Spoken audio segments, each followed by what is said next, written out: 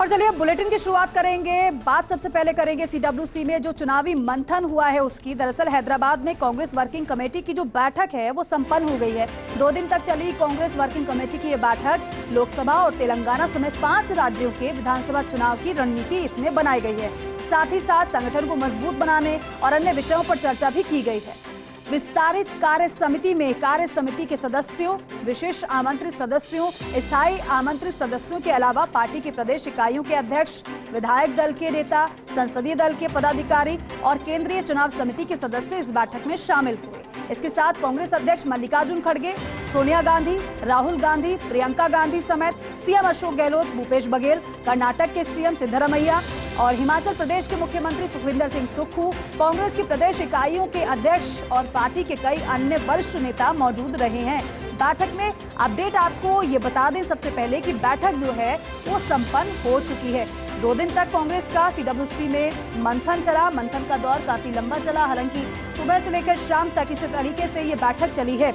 और इस बैठक के बाद लबो-लुआब ये निकलकर सामने आया है कि कांग्रेस पार्टी की तरफ से मल्लिकार्जुन खड़गे जो अध्यक्ष है पार्टी के, उन्होंने कहा कि हमको एकजुट रहकर कार्य करना होगा। साथ ही साथ एक मैसेज और दिया गया है कि पूरी तरीके से दिन रात पार्टी के लिए काम करने में जुट जाएं और यहाँ पर जो सरकारों की तरफ से हमारी काम किया जा रहा है वो लोगों के बीच पहुंचाए, ये मैसेज दिया गया है। इसी के साथ ही तेलंगाना समेत जो कई राज्यों में विधानसभा चुनाव होने हैं उसको लेकर रणनीति बनाई गई है। 2 दिन तक मंथन चला है कांग्रेस पार्टी में सीडब्ल्यूसी की बैठक में और फिलहाल बैठक वो संपन्न हो चुकी है। कई विषय रहे, हालांकि एजेंडा पहले से तय हो गया था। पहले दिन की बात की जाए तो राष्ट्रीय जो मुद्दे हैं उस पर चर्चा हुई, कैसे मोदी सरकार को घेरना है, कैसे काउंटर करना है। इसी के साथ ही साथ इंडिया अलायंस में सीट शेयरिंग को लेकर जो पेच फंसा हुआ है उसको लेकर भी चर्चा हुई है, क्योंकि कई राज्य ऐसे हैं, अगर राष्ट्रीय स्तर पर बात की जाए तो सभी पार्टियां हालांकि एक साथ आ चुकी है, लेकिन अगर स्टेट लेवल की बात करें तो कई पार्टियों में यहाँ पर मतभेद भी नजर आ रहा है। उसको कैसे दूर किया जाए इसको लेकर भी चर्चा हुई है। शिवेंद्र सिंह परमार मेरे सहयोगी लगातार इस खबर पर अपडेट आप तक पहुंचा रहे हैं। एक बार फिर से हमारे साथ जुड़ रहे हैं शिवेंद्र, क्योंकि इससे पहले बैठक संपन्न हुई थी, आपने जानकारी दी थी, लेकिन अभी थोड़ी देर पहले हमने वो तस्वीरें भी देखी जब रैली का आयोजन किया गया। मुख्यमंत्री अशोक गहलोत को हम सुन रहे थे, योजनाओं का जिक्र वो कर रहे थे, लेकिन तमाम जो दिग्गजों ने संबोधित किया इस रैली को, क्या मुख्य बातें उनकी तरफ से कही गई हैं?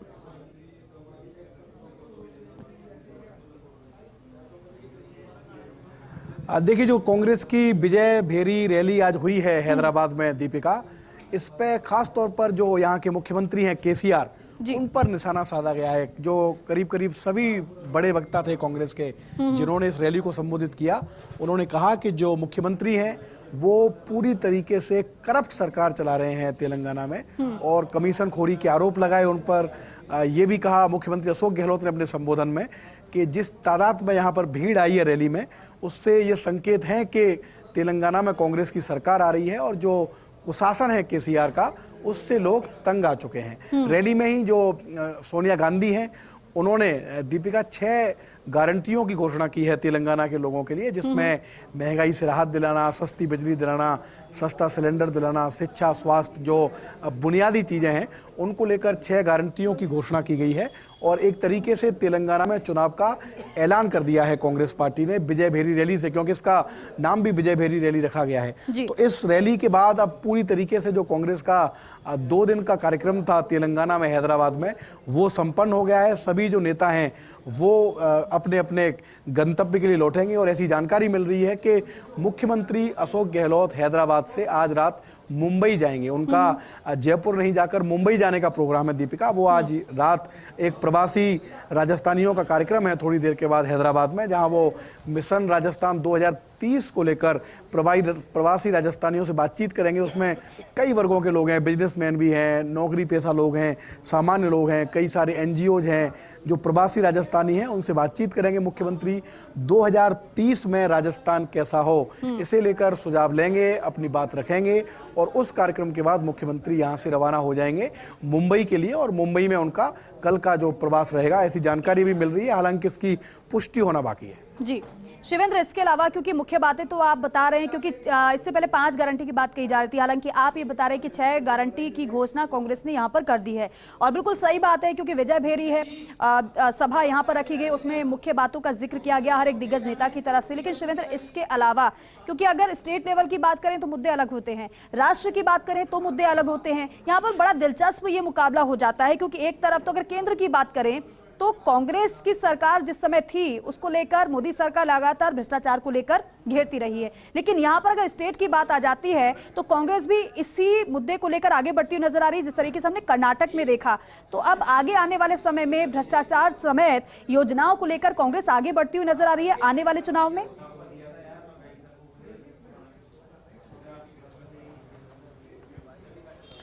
बिल्कुल, देखिए ये सही है कि जो कर्नाटक और हिमाचल प्रदेश में जीत मिली है कांग्रेस पार्टी को, उससे कांग्रेस पार्टी में एक नई ऊर्जा आई है, क्योंकि ये भविष्यवाणी की गई कि बीजेपी चुनाव की मशीनरी है, बीजेपी से चुनाव जीतना इतना आसान नहीं है। और ये दोनों प्रदेश ऐसे थे, हिमाचल प्रदेश और कर्नाटक, जहां कांग्रेस ने बीजेपी को सत्ता से बेदखल किया। इतनी मशीनरी थी भारतीय जनता पार्टी के पास, पुरजोर कोशिश की, कितने दौरे हुए प्रधानमंत्री के हिमाचल प्रदेश में, कर्नाटक में, इसके बावजूद कांग्रेस पार्टी ने दोनों राज्यों में अच्छी जीत दर्ज की।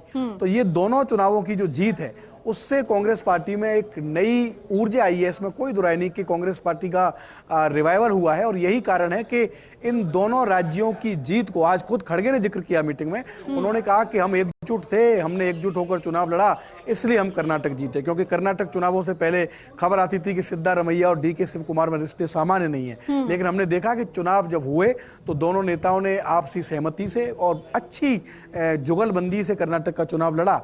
तो कांग्रेस पार्टी कर्नाटक और हिमाचल प्रदेश में जिस पैटर्न से चुनाव जीती है, चाहे वो एकजुटता से चुनाव लड़ने की बात हो, या गारंटियों को अनाउंस करने की बात हो, या सत्ताधारी पार्टी पर अग्रेसिव कैंपेनिंग की बात हो, ये एक नई स्ट्रेटजी है कांग्रेस पार्टी की, जो हमने देखी थी कर्नाटक में कि वहां के जो मुख्यमंत्री थे बसवराज बोम्मई, उस पर भी किस तरीके से कमीशन खोरी के आरोप लगाए, उनके पोस्टर लगाए। और वही पैटर्न मैंने तेलंगाना में देखा है कि केसीआर पर भी यही हमला बोल रहे हैं। साथ ही ये भी जो कांग्रेस के अध्यक्ष खड़गे, उन्होंने अपने स्पीच में कहा अभी थोड़ी देर पहले कि केसीआर और भारतीय जनता पार्टी दोनों मिले हुए हैं। ऐसा जिक्र आज पवन खेड़ा भी कर रहे थे प्रेस कॉन्फ्रेंस में, और थोड़ी देर पहले खड़गे ने भी कहा। तो ये अग्रेसिव कैंपेनिंग है, और कांग्रेस पार्टी इस बात को जानती है कि 2024 से पहले जिन विधानसभा राज्यों में चुनाव है, अगर वहां उसको जीत मिलती है तो 2024 में भारतीय जनता पार्टी को तीसरी बार सरकार बनाने से वो लोग रोक सकते हैं। क्योंकि ये ऐसे राज्य हैं, तेलंगाना हुआ, छत्तीसगढ़, मध्य प्रदेश, राजस्थान, बहुत बड़ी तादाद में लोकसभा की सीटें जीती हैं बीजेपी ने दोनों बार यहाँ पर। तो अगर यहाँ पर सरकार बनती है कांग्रेस पार्टी की, तो कांग्रेस पार्टी जानती है कि फिर बीजेपी की जो राह है वो मुश्किल कर सकती है। और यही कारण है कि 2024 से पहले 2023 में जिन राज्यों में विधानसभा चुनाव है उन पर पूरा फोकस है। आज की कार्य समिति की बैठक में चर्चा भी यही हुई। खड़गे ने कहा साथ साथ